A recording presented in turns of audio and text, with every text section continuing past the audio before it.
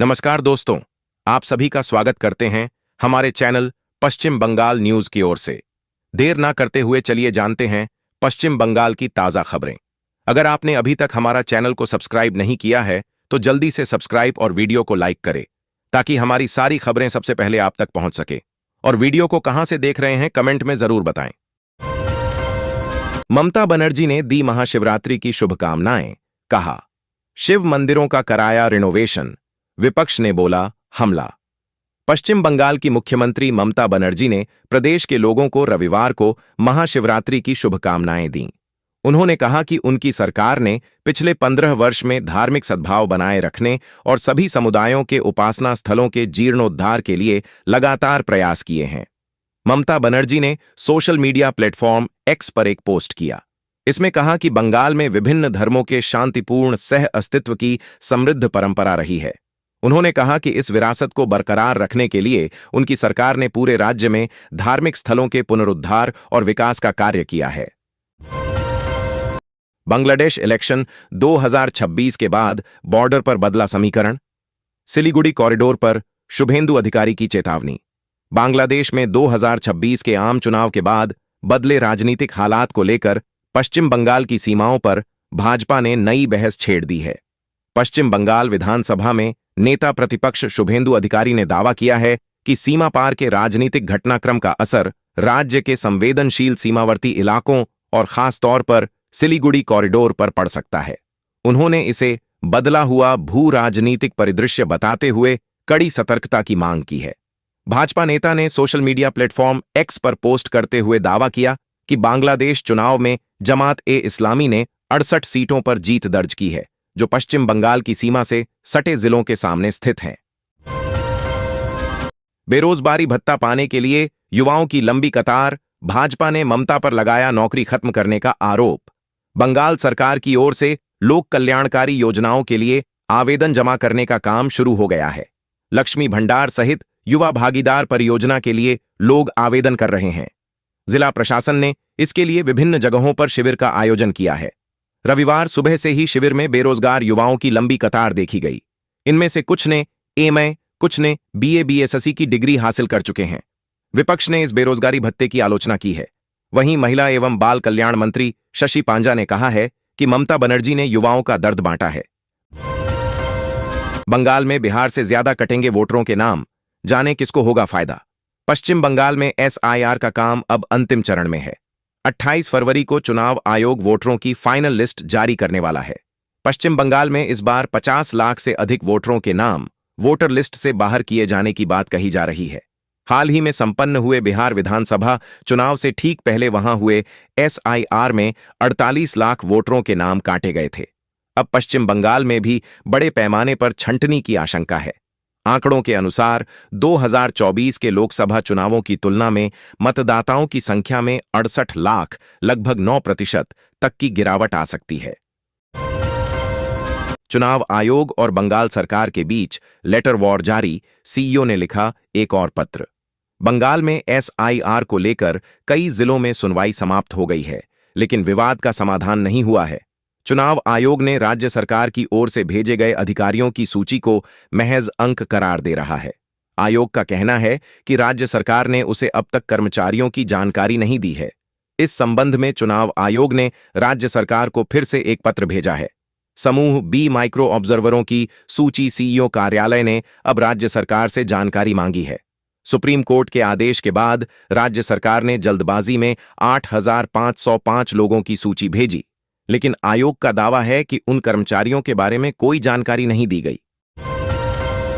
हुमायूं कबीर को घेरने के लिए तृणमूल ने बनाया खास प्लान, बालूदा को मिली बड़ी जिम्मेदारी। पश्चिम बंगाल में इसी साल विधानसभा के चुनाव होने हैं। 26वें विधानसभा के लिए सभी राजनीतिक पार्टियां अपने अपने संगठन को मजबूत कर रहे हैं। सत्तारूढ़ तृणमूल कांग्रेस ने भी संगठन को मजबूत करने के लिए शनिवार को राज्य के 3 संगठनात्मक जिलों जंगीपुर, बहरामपुर और बारासात के लिए चुनाव कोर कमेटियों टीएमसी कोर कमेटी की घोषणा की।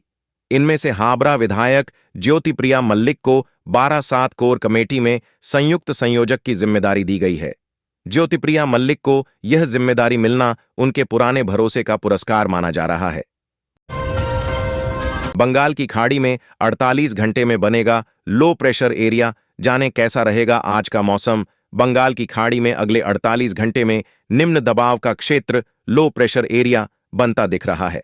कोलकाता के क्षेत्रीय मौसम विज्ञान केंद्र अलीपुर ने रविवार को यह जानकारी दी है। मौसम विभाग ने बताया है कि वर्तमान में बंगाल में मौसम की कोई विशेष परिस्थिति बनती नहीं दिख रही है। हिंद महासागर और दक्षिण पूर्व बंगोपसागर में बना चक्रवात आज भी वहीं केंद्रित रहा। इसके असर से अगले 48 घंटे में एक लो प्रेशर एरिया बनने की संभावना है। हालांकि मौसम विभाग ने यह नहीं बताया है कि मौसम पर इसका क्या असर होगा। एसआईआर पर सुप्रीम कोर्ट के आदेश में बंगाल सरकार की शिकायतों की अनदेखी। कांग्रेस के वरिष्ठ नेता व पूर्व केंद्रीय मंत्री पी चिदंबरम ने कहा है कि एसआईआर को लेकर हाल में आए उच्चतम न्यायालय के आदेश में पश्चिम बंगाल सरकार की शिकायतों का समाधान नहीं हुआ है। चिदंबरम ने कहा कि इन मुद्दों के निपटारे के लिए शीर्ष अदालत को निर्वाचन आयोग को विशिष्ट निर्देश देने की आवश्यकता है। बंगाल के चुनावी संतुलन को बिगाड़ने का प्रयास। उन्होंने राज्य में हुए एसआईआर की आलोचना करते हुए इसे लोकतांत्रिक भागीदारी को कमजोर करने और राज्य के चुनावी संतुलन को बिगाड़ने का प्रयास बताया। चिदंबरम ने कहा कि वह उम्मीद करते हैं कि उच्चतम न्यायालय आगे भी निर्वाचन आयोग के लिए आवश्यक निर्देश जारी करेगा। बंगाल चुनाव से पहले मुख्य सचिव को इलेक्शन कमीशन ने दिया अल्टीमेटम। पश्चिम बंगाल में विधानसभा चुनाव से पहले निर्वाचन आयोग ने सख्त रुख अपनाया है। आयोग ने राज्य की मुख्य सचिव नंदिनी चक्रवर्ती को 17 फरवरी की शाम 5:30 तक डायरेक्शंस को इंप्लीमेंट करने का अल्टीमेटम दिया है। इसमें बीएलओ को बढ़ा हुआ मानदेय जारी करना और विशेष गहन पुनरीक्षण एसआईआर के दौरान नियमों का उल्लंघन करने वाले अधिकारियों के खिलाफ प्राथमिकी दर्ज करने जैसे अहम निर्देश शामिल हैं। आयोग की इस कार्रवाई को चुनावी तैयारियों के बीच प्रशासनिक जवाबदेही से जोड़कर देखा जा रहा है। बांग्लादेश में बीएनपी की बम्पर जीत पर ममता बनर्जी ने दी बधाई। भाई तारिक रहमान को भेजे फूल और मिठाई। पश्चिम बंगाल की मुख्यमंत्री ममता बनर्जी ने शनिवार को बांग्लादेश के 13वें राष्ट्रीय संसदीय चुनाव में तारिक रहमान की पार्टी की शानदार जीत के बाद उन्हें फूल और मिठाइयां भेजीं। बीएनपी अध्यक्ष के राजनीतिक कार्यालय गुलशन में पार्टी मीडिया सेल के मेंबर अतीकुर रहमान रुमान ने फूल और मिठाइयां को प्राप्त किया।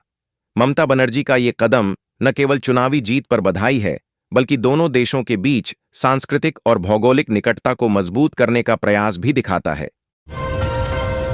अधीर रंजन चौधरी को हराने की टीएमसी साजिश में शामिल होना मेरी सबसे बड़ी भूल थी।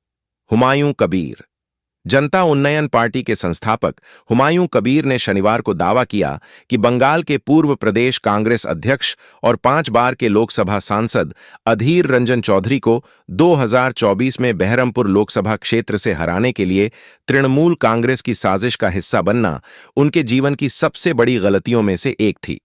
कबीर भरतपुर विधानसभा क्षेत्र से विधायक हैं, जो बहरमपुर लोकसभा के अंतर्गत आने वाले 7 विधानसभा क्षेत्रों में से एक है। 2024 में बहरमपुर से लगातार 5वीं बार निर्वाचित होने के बाद चौधरी को तृणमूल कांग्रेस के उम्मीदवार और क्रिकेटर से राजनेता बने यूसुफ पठान ने 85,022 वोटों के अंतर से हराया था। दोहरे उत्सव के रंग में रंगा सिलीगुड़ी। गुलाब की खरीदारी पर भारी पड़ा धतूरा। सिलीगुड़ी शहर आज दोहरे उत्सव के रंग में सराबोर है। सिलीगुड़ी का विभिन्न बाजार 14 फरवरी को लाल, पीला, गुलाबी आदि विभिन्न रंगों के गुलाब से पटा पड़ा रहा। चारों ओर फूलों की सुगंध के साथ ही सजे धजे प्रेमी युगलों की खरीदारी से शहर के तमाम बाजार गुलजार रहा। वहीं दूसरी ओर 15 फरवरी महाशिवरात्रि को देखते हुए धतूरा, भांग, आंख के फूलों की माला, बेल व बेलपत्र की भी खूब बिक्री चल रही है।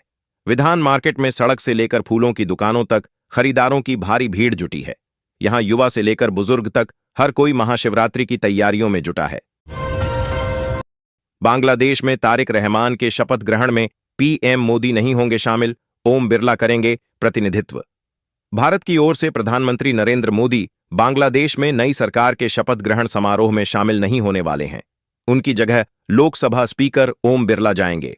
भारत की इस उच्च स्तरीय उपस्थिति को दोनों देशों के गहरे और स्थायी संबंधों का प्रतीक माना जा रहा है। बांग्लादेश में बांग्लादेश नेशनल पार्टी बीएनपी ने बम्पर जीत हासिल की है। 12 फरवरी 2026 को हुए आम चुनावों में बीएनपी ने कुल 300 में से 212 सीटें जीत लीं। जीत के साथ ही तारिक रहमान नए प्रधानमंत्री बनने जा रहे हैं, जिनका विषय क्षेत्र में राजनीतिक और कूटनीतिक बदलावों पर बड़ा प्रभाव पड़ेगा। कोलकाता में आज 24 कैरेट, 22 कैरेट और 18 कैरेट सोने का भाव, चांदी की ताजा कीमत। सोने की कीमतों में आज कोलकाता के बाजार में स्थिरता देखने को मिली है। इससे निवेशकों और खरीदारों के लिए ताजा रेट जानना जरूरी है। आज कोलकाता में 24 कैरेट सोना 15,775 रुपए प्रति ग्राम पर ट्रेड कर रहा है। 22 कैरेट सोना 14,460 रुपए प्रति ग्राम और 18 कैरेट सोना 11,831 रुपए प्रति ग्राम के स्तर पर है। चांदी का भाव भी 2,75,000 रुपए प्रति किलोग्राम के आसपास है, जो स्थानीय बाजार में स्थिर बनी हुई है। सोने की कीमतों में उतार चढ़ाव का रुझान पिछले कुछ हफ्तों से लगातार जारी है।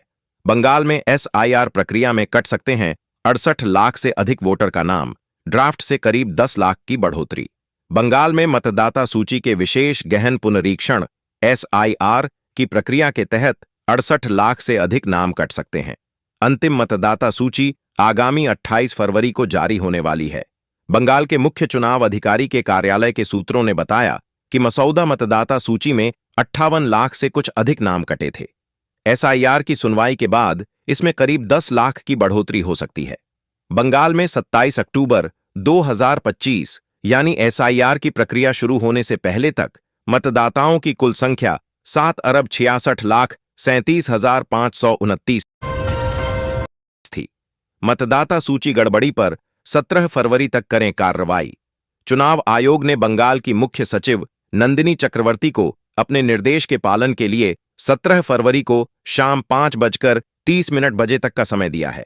मालूम हो कि आयोग के निर्देश के बावजूद राज्य प्रशासन की ओर से मतदाता सूची में गड़बड़ी के आरोपित वेस्ट बंगाल सिविल सर्विस के 4 अधिकारियों, जो चुनाव अधिकारी की भूमिका में थे, के विरुद्ध अब तक प्राथमिकी दर्ज नहीं कराई गई है। यह मामला बंगाल में मतदाता सूची के विशेष गहन पुनरीक्षण एसआईआर का कार्य शुरू होने से पहले का है।